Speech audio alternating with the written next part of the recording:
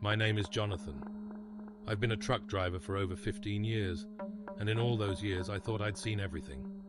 From storms that seemed to tear the sky apart, to roads so desolate that they made you doubt if you were still in this world.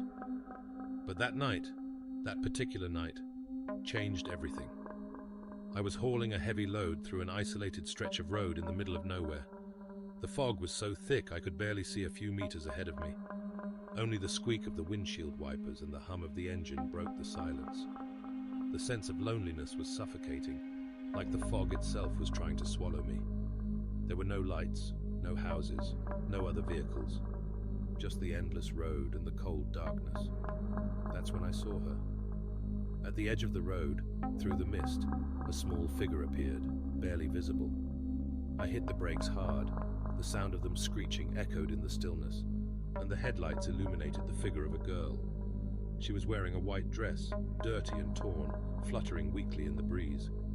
Her dark hair fell over her face, and her small bare feet shivered on the asphalt. I was startled by the sight of her blue lips and her body trembling like a leaf in the wind. I rolled down the window and asked what was wrong. "I'm so cold, and I'm lost," she said in a voice that was barely a whisper, almost inaudible. There was something in that voice, something broken, like she had been screaming for centuries but no one had heard her. I thought about what any decent man would do. "Get in. I'll take you to the next gas station. It's not far," I said, doing my best to sound calm. The girl slowly climbed into the truck, but she never lifted her head. She kept her face hidden beneath her hair, as if she was hiding something, as if she was afraid. "Where are you from?" I asked as I started driving again. Her words were the first to send a chill of fear through me. "I'm not from here. I don't belong to this place." A shiver ran down my spine. Something about her tone put me on edge, but I said nothing. I just wanted to get to the gas station as quickly as possible. The road wound between hills and ghostly trees that loomed like shadows in the fog, and just as I took a sharp curve, the truck jolted a bit, and I lost sight of her for a moment. I turned my head toward the passenger seat, and she was gone. Panic shot through me like lightning. I sped up, feeling cold sweat drenching my shirt. This can't be. This can't be," I muttered under my breath, trying to convince myself I had imagined everything. But the feeling of an icy presence still lingered in the truck. Suddenly I saw her again, in front of me, in the middle of the road. My hands tightened on the wheel, and I slammed the brakes as hard as I could. The truck screeched violently and nearly tipped over.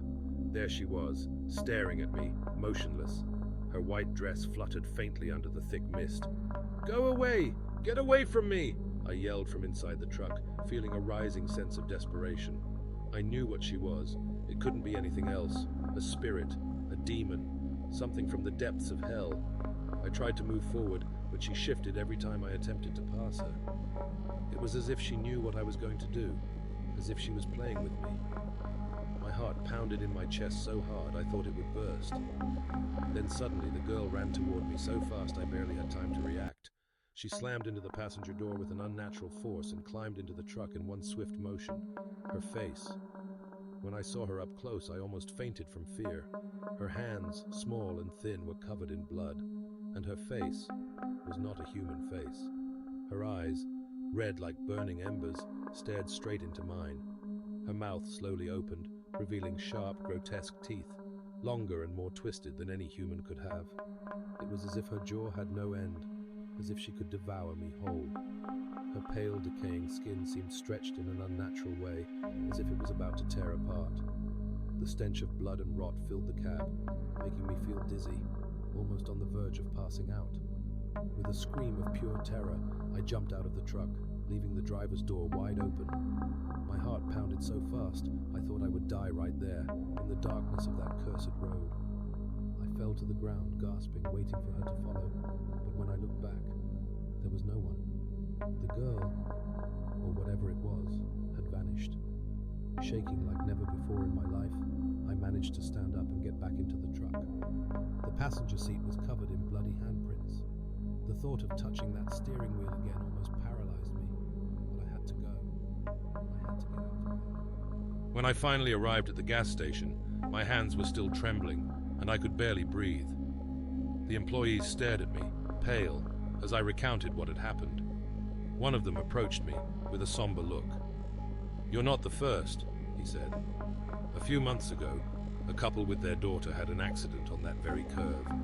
The car went off the road, and the girl didn't survive." His voice cracked. "Since then, everyone